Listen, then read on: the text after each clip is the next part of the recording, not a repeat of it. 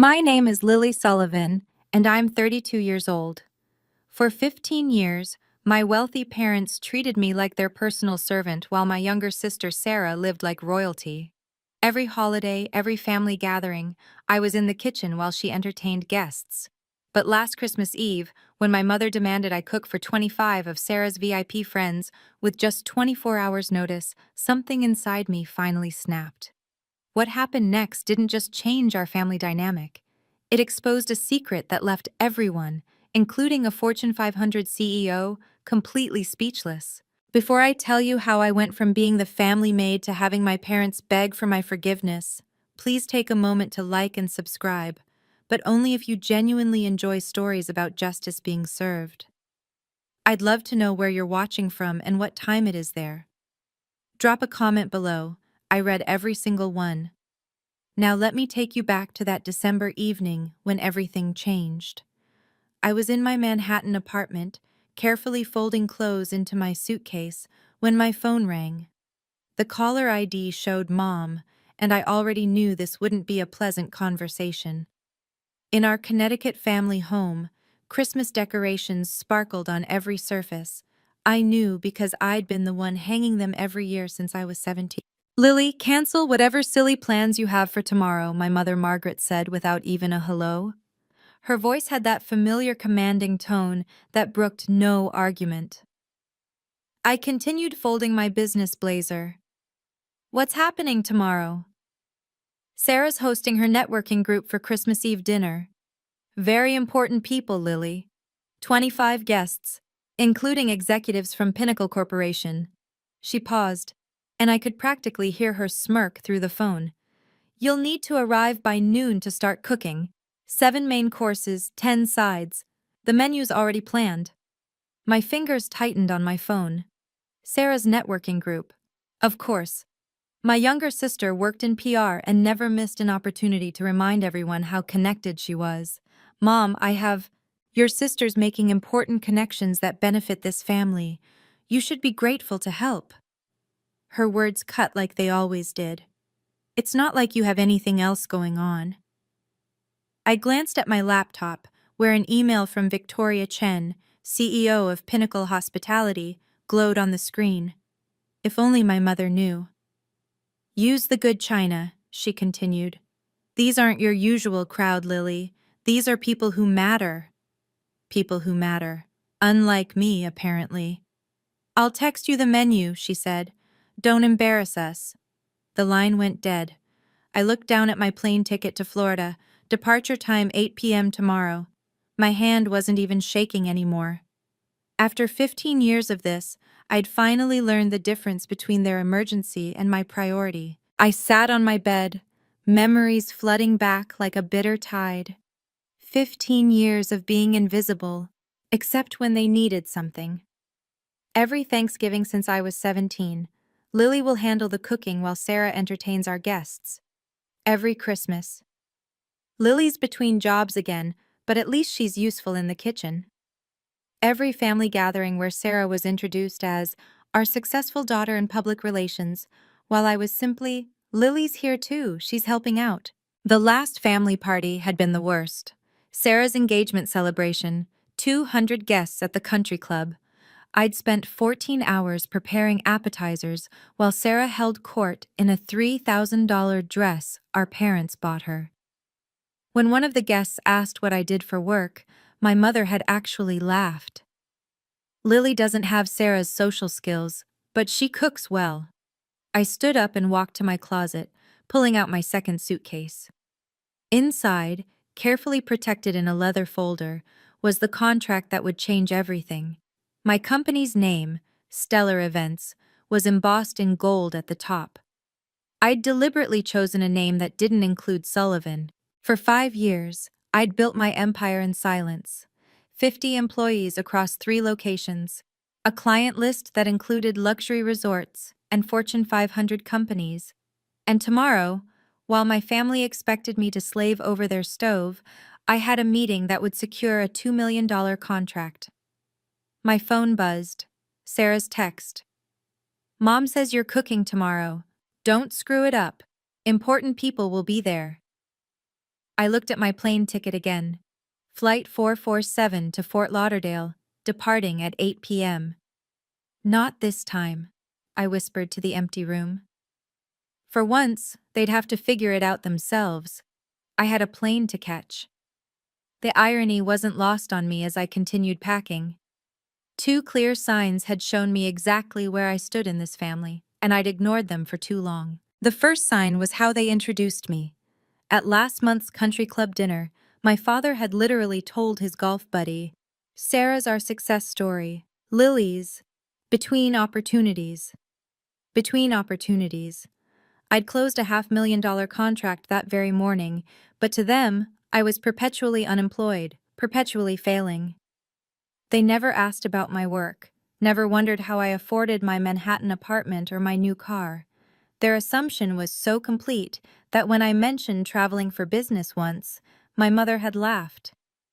"What business? Are you calling your little cooking hobby a business now?" The second sign was even more blatant. Last summer, I'd visited home to find my childhood bedroom had been converted into a storage room for Sarah's overflow wardrobe. My trophies, my books, everything that marked my existence in that house, boxed up in the basement. Sarah needed the space, my mother had explained, as if it were obvious. She's building her career. Image matters in PR. Meanwhile, Sarah had been given the entire third floor, renovated at our parents' expense, complete with a home office and walk-in closet. The message was crystal clear. One daughter was an investment, the other was invisible. I zipped my suitcase closed, remembering the company holiday party last week. My employees had thrown me a surprise celebration for landing the Pinnacle account. 50 people who saw my value, who respected my leadership. My phone lit up with another text from Mom. "Don't forget the truffle oil. These people have sophisticated palates."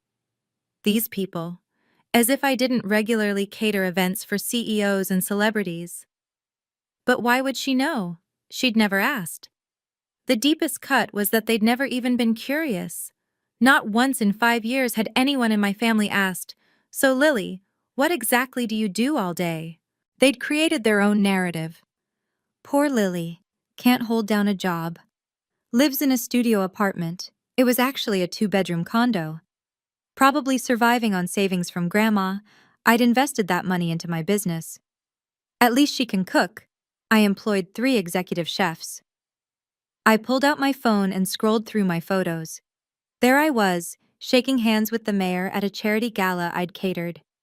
There was my team, celebrating our 3rd location opening. There was the feature article about me in Hospitality Quarterly. The quiet revolutionary of luxury catering. None of these moments had been shared with my family. I'd learned early on that success without their permission was somehow threatening. The one time I'd mentioned landing a big client, my mother had immediately pivoted to Sarah's latest PR campaign for some energy drink. "At least you're useful in the kitchen," she'd said, patting my hand like I was a child who'd drawn a particularly nice picture. I opened my laptop and looked at my company dashboard. Stellar events. Established without a penny from my parents, built without the Sullivan name, thriving without their approval. Tomorrow's revenue alone would exceed what Sarah made in 6 months, but they'd never know that. My assistant had texted earlier. "Forbes wants to feature you in their 40 Under 40 issue. They're especially interested in your story of building the business without family support." Without family support. If only Forbes knew the half of it. My family hadn't just withheld support. They'd been actively blind to my existence beyond their kitchen. If you've ever felt invisible in your own family, or been treated like your success doesn't matter, you'll understand why I did what I did next. Drop a comment below. Have you ever had to hide your achievements from toxic family members?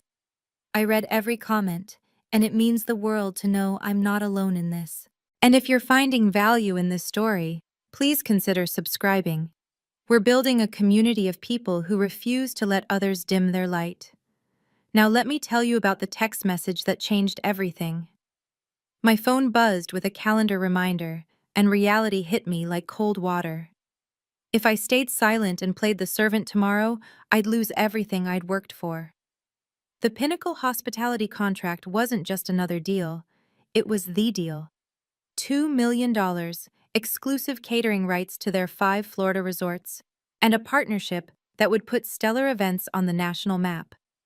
The meeting was December 26th at 9 a.m., non-negotiable. Victoria Chen, Pinnacle's CEO, had been crystal clear. I'm flying back to Singapore on the 27th, Lily. If we don't finalize this in person, the board will go with our second choice. Our second choice. My competitor, who'd been circling this contract like a vulture. But it wasn't just about the money. 50 employees were counting on me. Maria, my head chef, had just put an offer on her first house based on the expansion this contract would bring. James, my operations manager, was planning to bring his kids to better schools. This wasn't just my dream anymore, it was theirs too. I pulled up my bank statements. Yes, I was successful, but this contract would change everything. It was the difference between being a regional success and becoming a national player, the kind of opportunity that comes once in a career. My phone rang. It was my CFO. Lily, just confirming you'll be at the resort tomorrow evening for the pre-meeting dinner with Victoria's team? I'll be there, I said, looking at my packed bags. Good. Victoria specifically mentioned she's excited to meet the CEO who built such an impressive company without any family money or connections. She said it's rare to find that kind of authentic success. Without family money or connections. If she only knew how true that was. My phone pinged with an email from my mother. The subject line, urgent, Christmas Eve menu. My stomach turned as I opened it. 7 main courses, 10 sides, dietary restrictions for 5 guests, wine pairings, dessert selection. The level of detail was staggering. She'd planned every single dish, every garnish, every serving plate. Use the Waterford crystal and the silver with the monogram, she'd written. These are important people, Lily. One of them is Victoria from Pinnacle Corporation. She could be valuable for Sarah's career. I nearly dropped my phone. Victoria. Victoria Chen was going to be at my parents' house?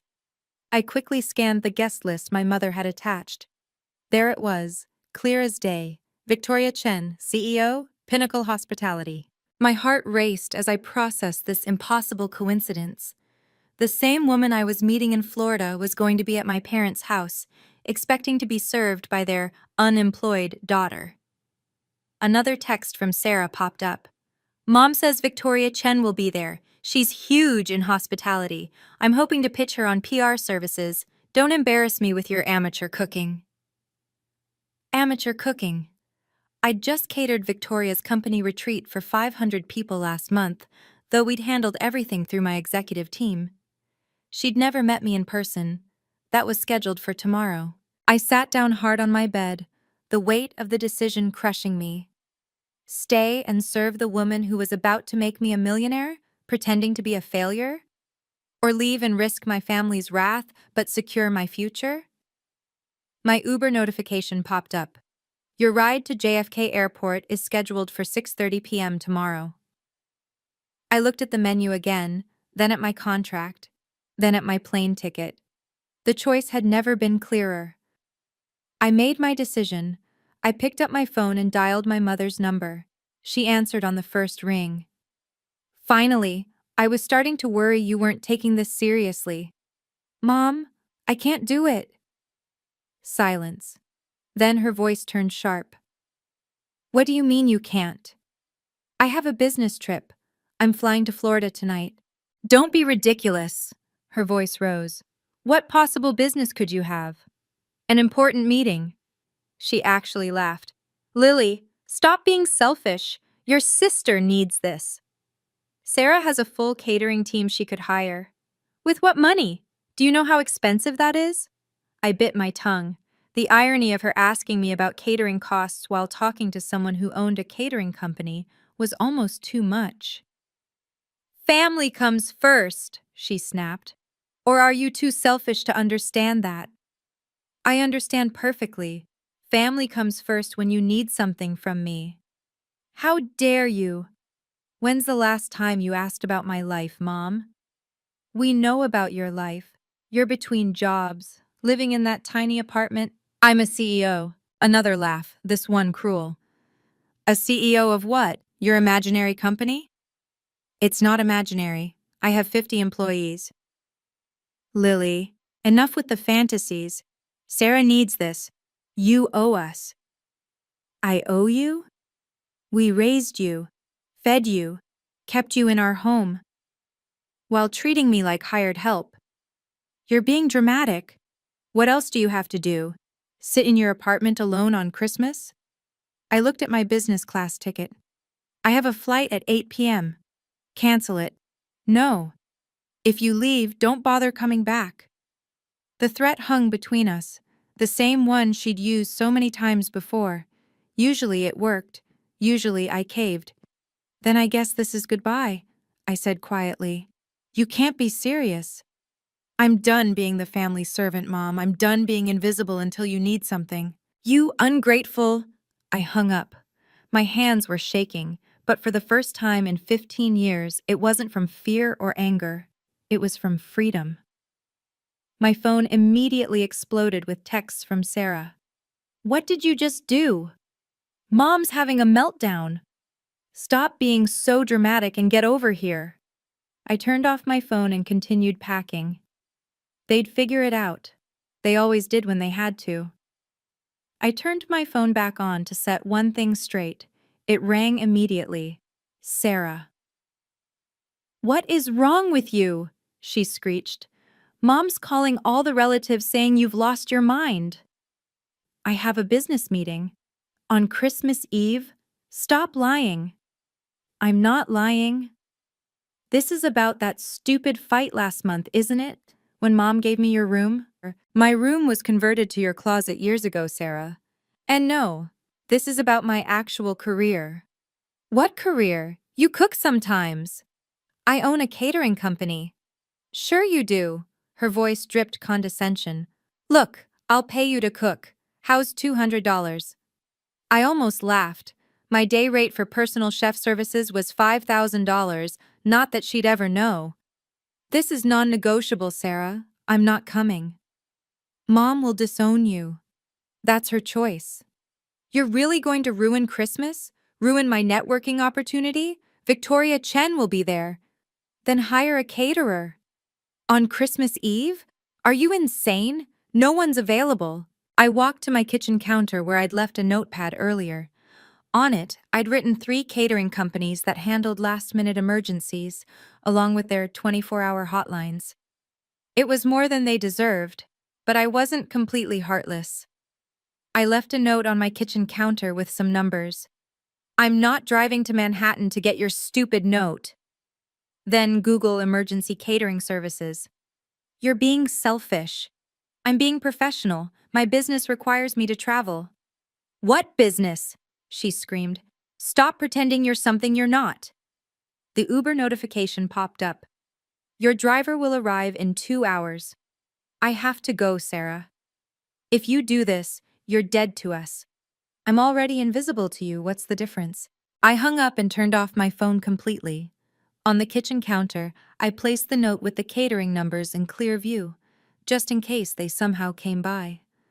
Next to it, I left a copy of my business card, the one that read, Lily Sullivan, CEO, Stellar Events. They wouldn't come. They wouldn't see it. But at least I'd know I tried to help, even as I chose myself for the first time. The plane lifted off from JFK at exactly 8:07 p.m., and I finally exhaled. Below me, Connecticut disappeared into a blur of lights. Somewhere down there, my mother was probably frantically calling every relative, painting me as the ungrateful daughter who abandoned family on Christmas. I pulled out my laptop and opened the Pinnacle contract one more time. There it was, Clause 15.3. CEO presence required for all strategic planning sessions. Victoria had insisted on that clause herself, saying she only worked with founders who were hands-on. My email inbox showed 17 new messages from Victoria's team, all confirming tomorrow's schedule. The pre-meeting dinner at 7 p.m. The formal presentation at 9 a.m. on the 26th. The contract signing immediately after. Pending board approval. I clicked on Victoria's latest email. Looking forward to finally meeting you in person, Lily.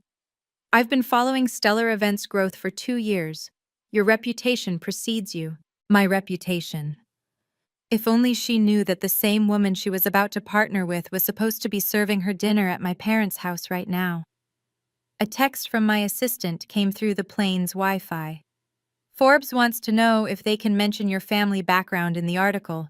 They're interested in the built from scratch without family support angle. I typed back, tell them the article runs December 27th, correct?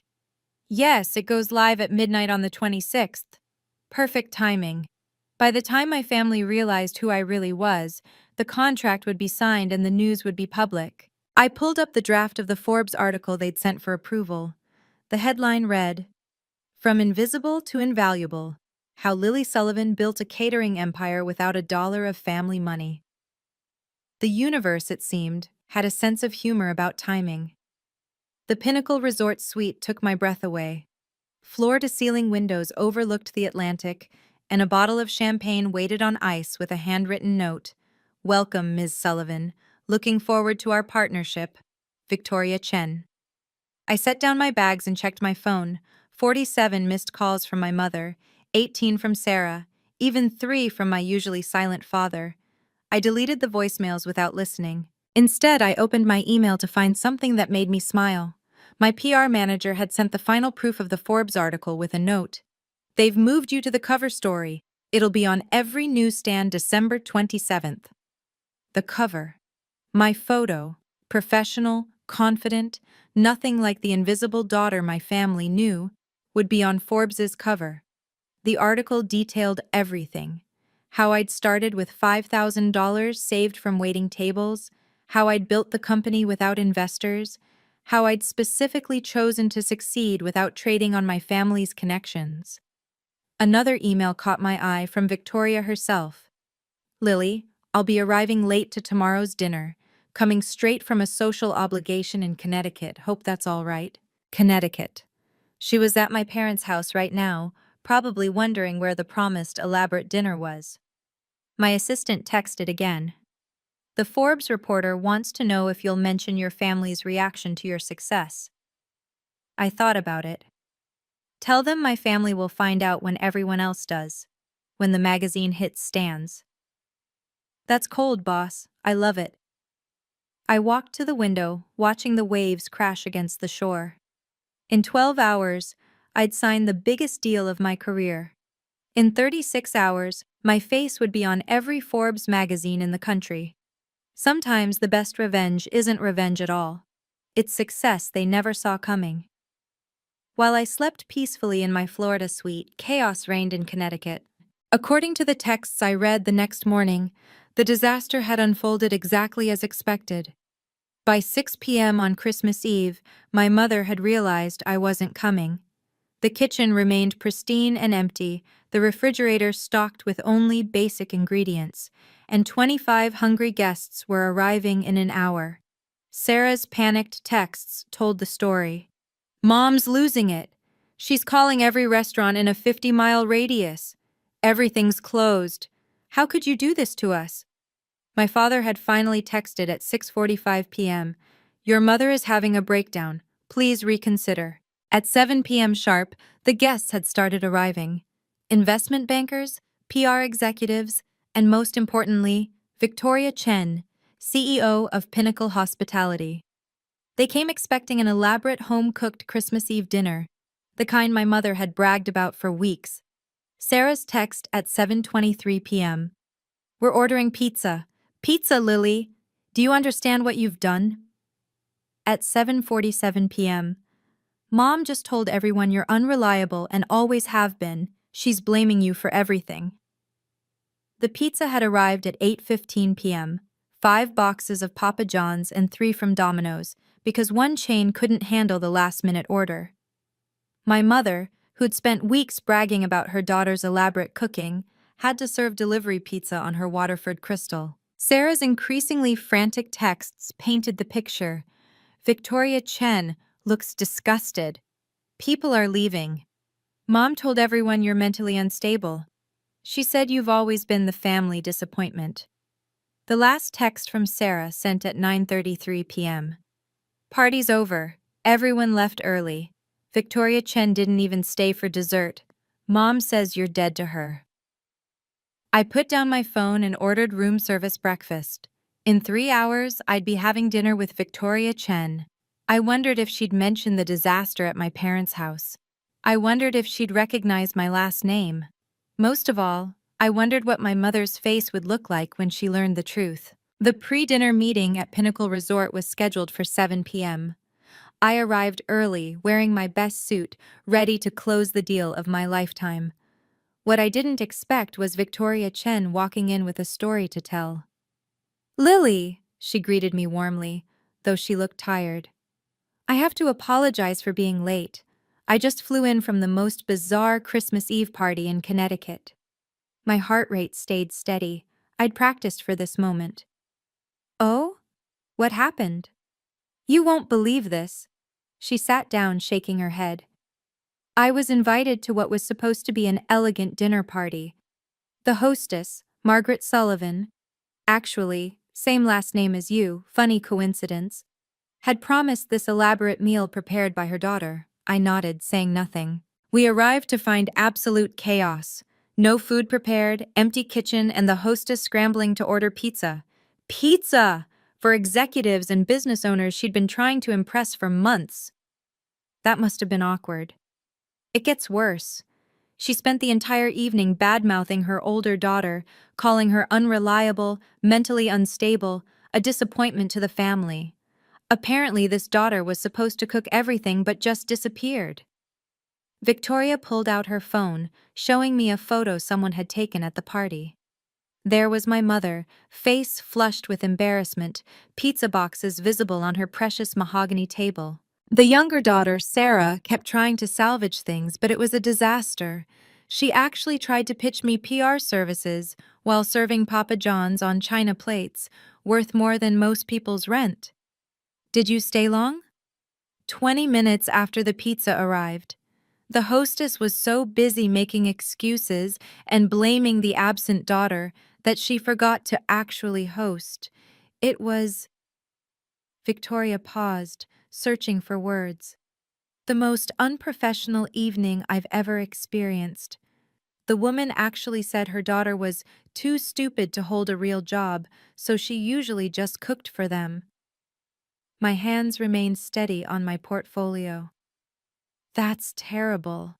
"Isn't it? I can't imagine treating family that way." Victoria opened her menu. "Now, let's discuss something more pleasant, your incredible company." The next part is where everything unravels spectacularly. If you've been waiting for the moment when truth meets consequences, you're about to be very satisfied. But first, what would you have done in my position? Would you have revealed yourself right then to Victoria? Or would you have waited for an even more perfect moment? Let me know in the comments. I love hearing different perspectives. And remember, if this story resonates with you, that subscribe button helps us reach others who need to hear it. Now, for the moment that changed absolutely everything. The next morning, December 26th, I stood in Pinnacle's boardroom, ready to present to Victoria and her team. The contract was on the table, the presentation was flawless, and everything was going perfectly. Until Victoria's assistant walked in with an iPad. "Ms. Chen, you need to see this. There's a photo from that Connecticut party going viral on LinkedIn." Victoria took the iPad, and I watched her face change from curiosity to confusion to complete shock. She looked up at me, then back at the screen, then at me again. "Lily," she said slowly, "this photo from the Sullivan house in Connecticut." She turned the iPad toward me.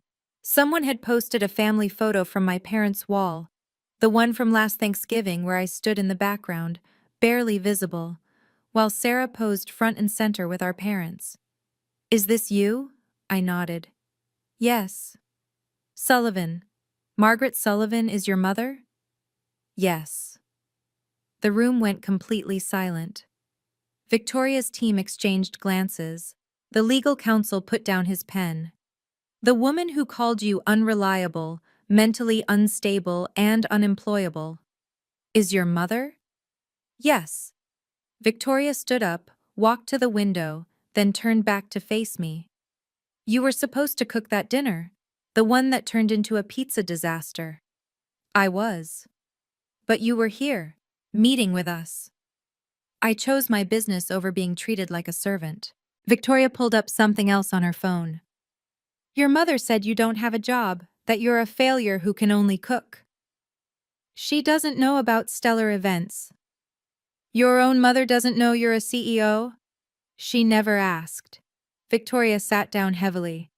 Let me understand this. Your family has no idea that you run one of the most successful catering companies on the East Coast? None. They don't know about your 50 employees, your 3 locations, this $2 million contract we're about to sign? They think I'm unemployed and living in a studio apartment. Victoria's business partner, James, spoke up. I'm sorry, but I need clarification. The woman serving pizza on Waterford Crystal last night has no idea her daughter could have catered that entire event with 5-star quality?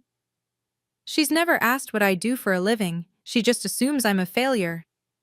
Victoria started laughing, not a polite chuckle, but actual, genuine laughter. Oh my God, she spent the entire evening complaining about her disappointment of a daughter, and that daughter is you, the CEO I've been trying to partner with for 2 years. She looked at her team. Gentlemen, I think we're about to sign the most interesting contract of our careers. Victoria pulled out her phone again, this time opening Google.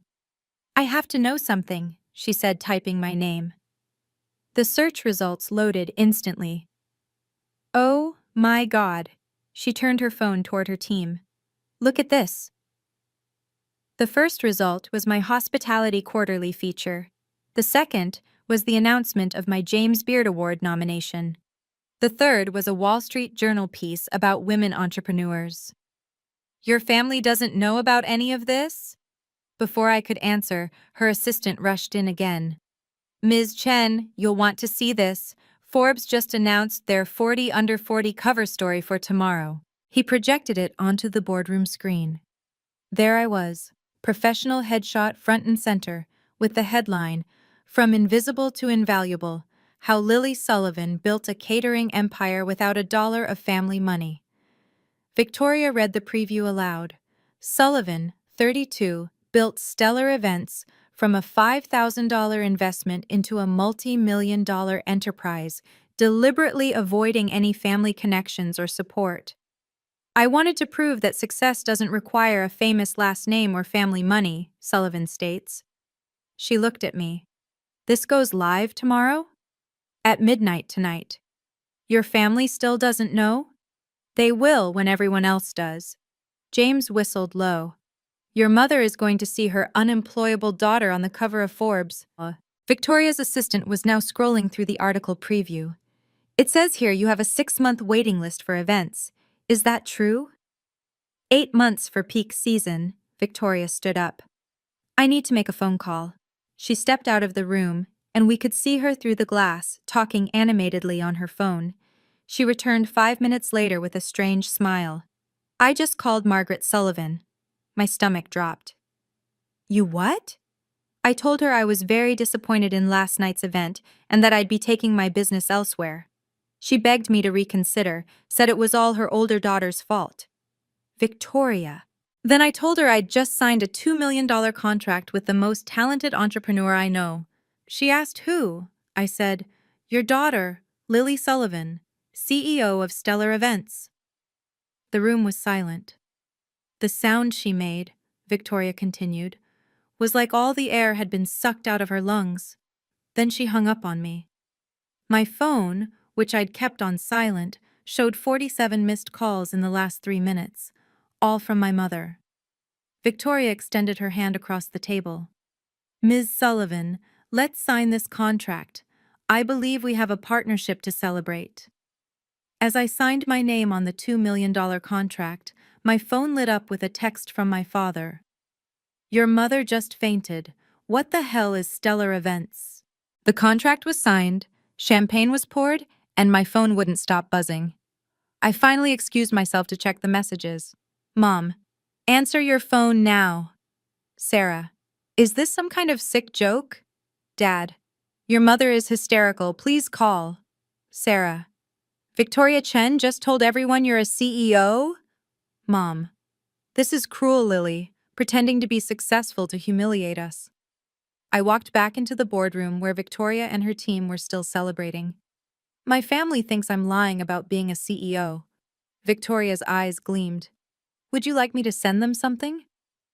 Before I could respond, she was taking a photo of me with the signed contract, the Pinnacle executive team, and the champagne.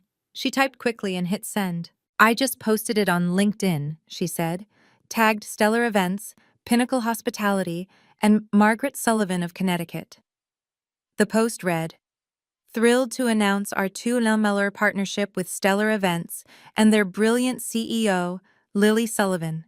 Her company's excellence in luxury catering will elevate Pinnacle's guest experience across all properties. Amazing to work with someone who built their empire from scratch." Within minutes, the post had dozens of likes and comments. Industry leaders I'd worked with for years chimed in with congratulations. Previous clients shared their experiences with Stellar Events. My phone rang. Sarah. I answered on speaker, with Victoria's permission. This can't be real. Sarah's voice was shaking. It's real. You've been a CEO this whole time, 5 years. Why didn't you tell us? You never asked. You all assumed I was a failure and treated me accordingly. Mom's having a breakdown. She's calling all her friends trying to explain. Everyone saw Victoria's post. That's not my problem anymore. How can you be so cold?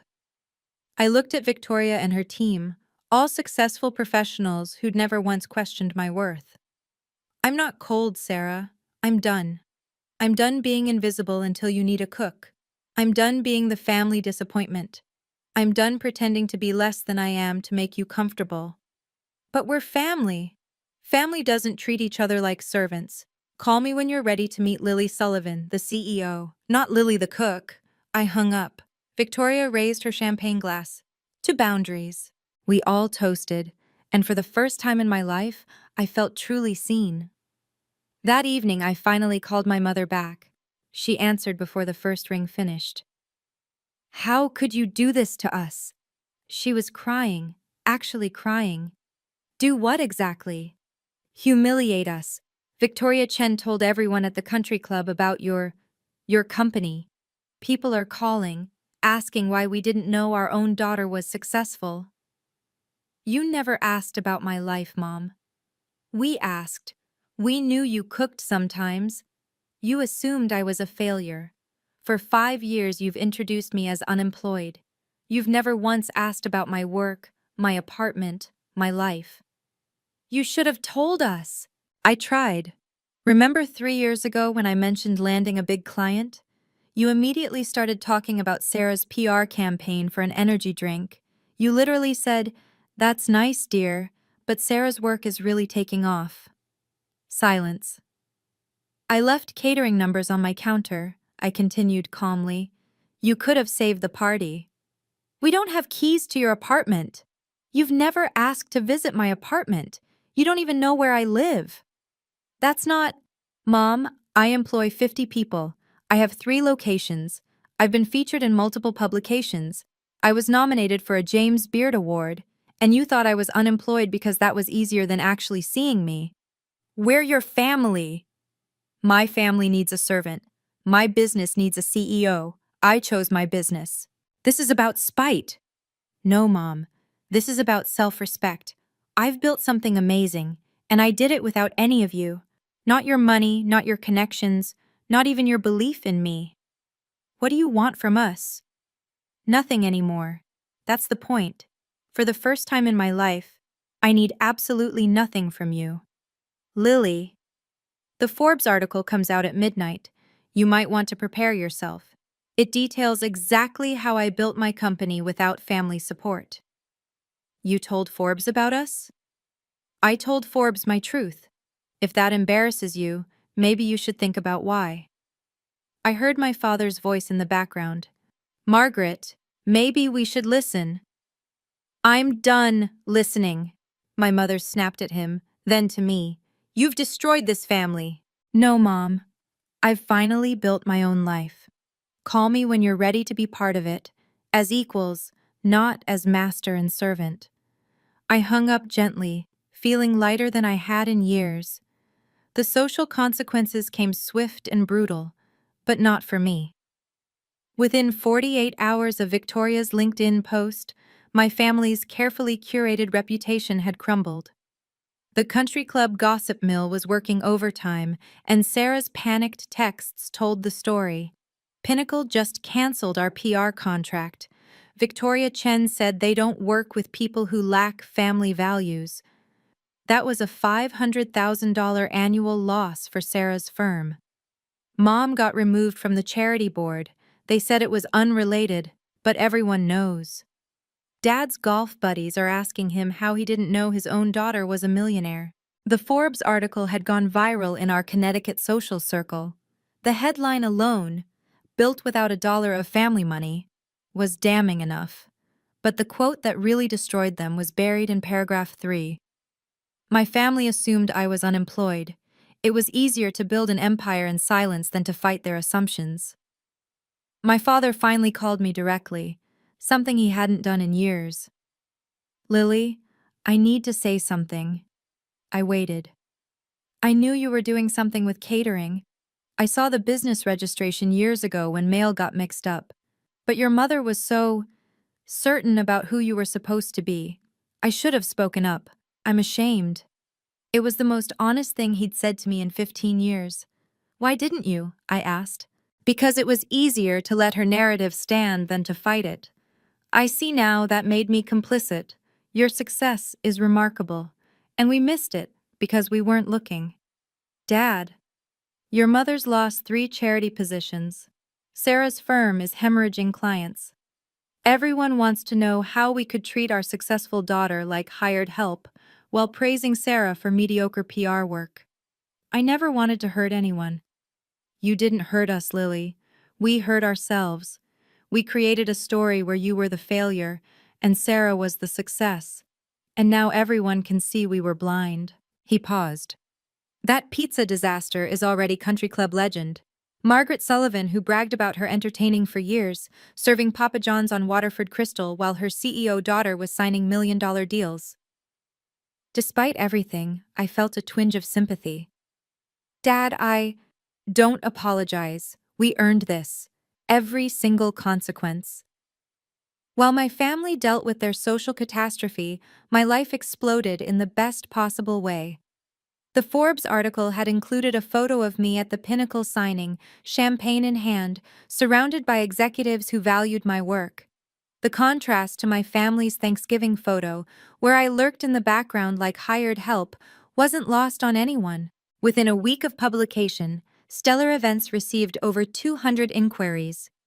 High-end clients who'd been on the fence suddenly wanted to work with the CEO who built an empire from scratch.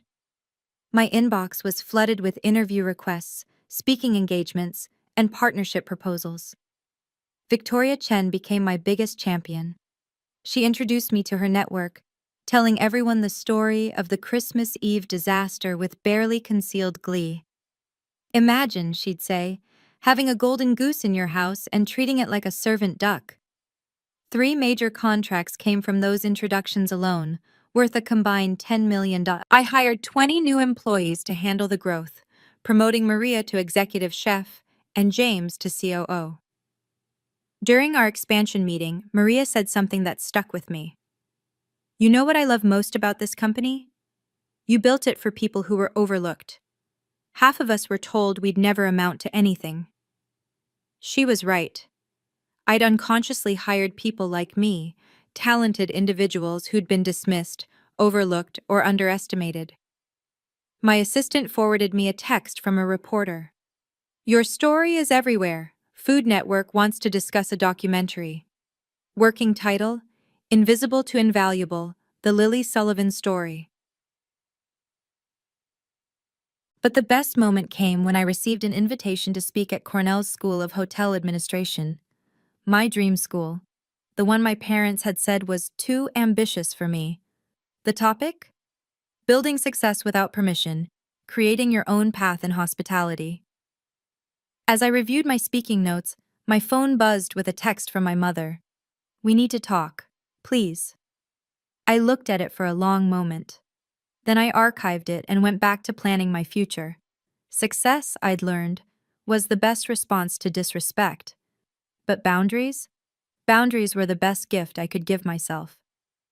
3 months later, I agreed to meet my family at a neutral location, a quiet restaurant in Manhattan, my territory. They looked different. Smaller somehow. My mother had lost her imperious edge, Sarah her smugness, and my father seemed to have aged years.